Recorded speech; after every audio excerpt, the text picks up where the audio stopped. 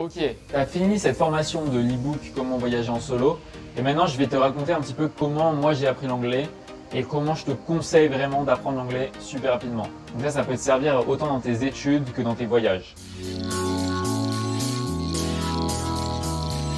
Donc, je vais te raconter ma petite histoire, comment j'ai appris l'anglais. Donc j'étais en classe préparatoire et j'étais vraiment très nul en anglais parce que quand j'étais en terminale au lycée, je copiais sur mon pote et j'avais vraiment pas envie d'apprendre l'anglais. C'était pas une langue qui me plaisait.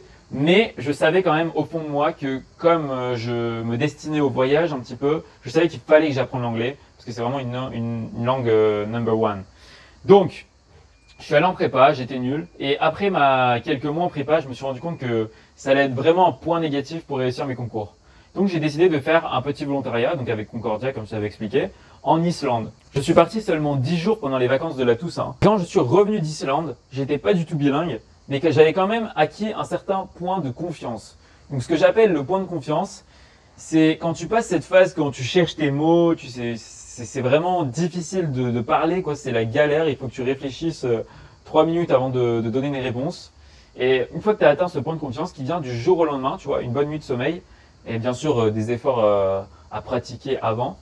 Bon, tu atteins ce point de confiance et d'un coup ta progression en anglais devient un peu exponentielle, tu vois. Elle passe d'une progression comme ça à une progression, hop, linéaire, exponentielle. Pourquoi? Parce que d'un coup tu arrives à t'exprimer en anglais à peu près, tu arrives à communiquer, donc du coup tu vas avoir des interactions qui vont te donner le sourire, on va dire. Tu vas pouvoir communiquer avec les gens, donc ça c'est super. Et tu vas vouloir apprendre par toi-même, tu vas apprendre du vocabulaire même sans t'en rendre compte, tellement ça va être trop bien de parler anglais. Tu vois, tout ça parce que tu vas avoir des interactions avec les gens. Donc ce point de confiance, il va falloir l'atteindre hyper rapidement. Et c'est ce que je te détaille dans la méthode pour essayer de l'avoir, tu vois. Donc une des premières étapes, c'est d'apprendre du vocabulaire. Évidemment, le vocabulaire de base, les mots de liaison, le temps présent, passé, futur, enfin, surtout présent et passé, et verbe en ing. Tu vois, ça c'est vraiment le truc qu'il faut que tu apprennes de base. Donc si tu l'as pas, je te conseille de t'y mettre.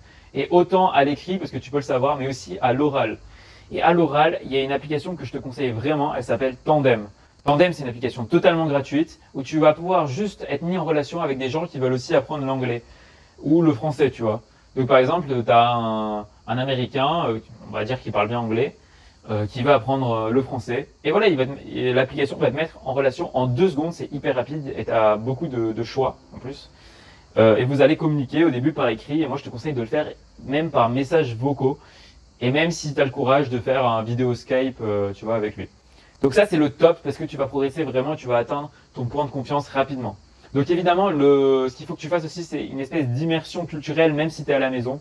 Moi je te conseille vraiment de t'y mettre à l'anglais minimum 2-3 semaines avant ton voyage. Donc voilà, tu apprends le vocabulaire, tu apprends les verbes, les temps principaux, présent, passé, ing. Tu mets en pratique un peu ton vocabulaire, l'expression orale.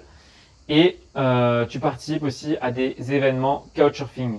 Dès que tu as atteint un petit peu, t'es proche de ce point de confiance. C'est des événements où tu vas pouvoir parler avec des gens. Donc c'est aussi valable sur Meetup. Il suffit de regarder événements dans couchsurfing et tu vas voir les weekly events donc, qui sont disponibles si tu es dans une grande ville sûrement. Tu peux même en créer si t'es pas dans une grande ville.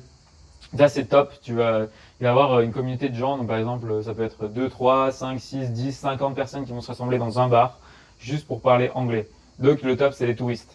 Ça c'est ce que tu vas devoir faire quand tu seras en voyage, mais tu peux le faire aussi en France. Donc je te parlais d'immersion culturelle, comment faire? Il faut que ce soit fun. Donc qu'est-ce que tu vas faire? Tu vas prendre tes musiques préférées en anglais, ça peut être Bob Marley, Bob Dylan, n'importe quoi. Et tu vas taper sur le site par exemple La Coccinelle les traductions. Tu vas imprimer donc pas que la traduction, les lyrics avec la traduction, et tu vas mettre la musique à fond et chanter. Voilà, ça c'est une des meilleures astuces pour apprendre. Tu vas apprendre à articuler en anglais, prononcer bien les verbes et les mots, donc ça va être top. Ce que tu peux faire aussi évidemment, c'est regarder des films en anglais, donc avec Netflix. Essaie de mettre direct les sous-titres en anglais, mais bon ça n'arrive pas, il faudra bien les mettre en français. Choisis une série surtout où l'anglais est bon, pas une série américaine. Par exemple, moi je regardais quand j'étais un peu plus jeune The Walking Dead avec les sous-titres en anglais. Mais le truc, c'est que il parle tellement un américain bizarre que tu comprends rien. Donc, essaie de trouver un anglais un peu plus touristique, scolaire, on va dire. Ça va vraiment t'aider parce que si tu pars direct dans l'américain qui est assez spécifique, ça va être compliqué. De toutes les thématiques qui t'intéressent, par exemple des blogs de voyage ou n'importe quelle thématique qui t'intéresse, tu peux souscrire à la newsletter du gars qui fait ça. en anglais, tu vois, tu regardes ça, mais en anglais, toutes les thématiques, les vidéos YouTube, tu peux les regarder en anglais, tu peux regarder les journaux sur Internet, les nouvelles, quoi. Tu peux faire tout ce que tu essaies de faire en français, essaie de le faire en anglais, c'est comme ça que tu vas t'imbiber de cet anglais dans ta tête, même si tu comprends pas tout au début. Le top, c'est même les livres, tu essaies de lire un livre en anglais. Et un livre que tu as déjà lu, c'est encore mieux, parce que tu connais déjà la version française, tu connais l'histoire, donc tu vas pouvoir traduire sans avoir besoin d'un dictionnaire ou de Google Translate. Donc, qu'en est-il de l'accent, le French accent en anglais? Donc ça, en fait, c'est quelque chose qui va s'atténuer progressivement, mais pas tout de suite. Il va falloir que tu pratiques un peu.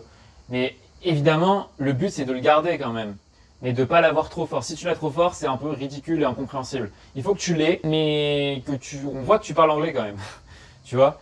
Même moi, je l'ai fortement l'accent français, surtout quand je suis fatigué, mais pas autant que les Français qui débarquent, qui parlent 2-3 mots d'anglais. Tu vois, c'est un truc à garder parce que c'est quelque chose de ce qui fait ton identité, tu vois. Donc, garde-le, il va s'atténuer progressivement avec les exos que je t'ai donnés et les conversations que tu vas avoir avec les anglophones. Mais ne t'inquiète pas pour ça. Et c'est même un plus, tu vois, de l'avoir. Quand tu l'as dans le juste milieu, hein, pas quand tu l'as au début. Ok, donc j'espère que cette petite vidéo sur comment voyager en solo t'a plu. Donc que tu sois en prépa ou que tu veuilles voyager en solo, n'hésite pas à t'inscrire dans la liste de diffusion en bas de la vidéo, je pense. Donc je vais t'envoyer un petit conseil, je sais pas, une fois tous les mois, parce que là j'ai pas trop le temps, mais sur comment voyager en solo ou comment apprendre l'anglais. Donc que tu veuilles apprendre l'anglais, que tu sois en prépa ou voyager en solo, c'est hyper important d'apprendre l'anglais. C'est hyper important de faire son premier voyage en solo. C'est vraiment un truc qui peut potentiellement changer ta vie. Donc essaie le voyage en solo et essaie d'apprendre l'anglais bien sûr. Si t'es en BCPST, bien sûr, abonne-toi à la chaîne de Pandagro, enfin c'est la base. Mais bon, voilà, je te laisse. Sur ce, plein de bisous et ciao ciao.